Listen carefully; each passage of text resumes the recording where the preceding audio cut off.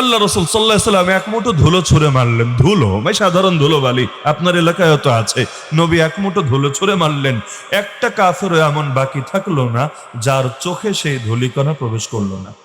আপনি ট্রাই করে দেখেন, এক মুঠো ধুলো 1000 বাদ দেন, 500 মানুষের চোখে, 500 বাদ দেন, 100 মানুষের চোখে আপনি টার্গেট করে ঢুকাতে পারেন কিনা দেখেন। আপনি এটার জন্য 10 বছর ট্রেনিং নেন, তাও দেখেন পারেন কিনা। লেকিন যুদ্ধের ময়দান, আর সবাই যে একসঙ্গে দাঁড়ানো আছে এমনও তো না। যুদ্ধের ময়দানে যুদ্ধের সিস্টেমেই তো মানুষ দাঁড়ানো, কেউ এখানে কেউ এখানে কেউ এখানে, বিশাল সারি।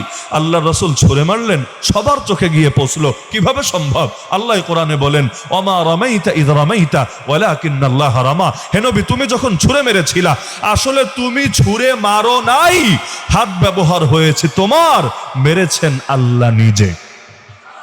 খালি হাত, বলতে গেলে কিছুই নাই।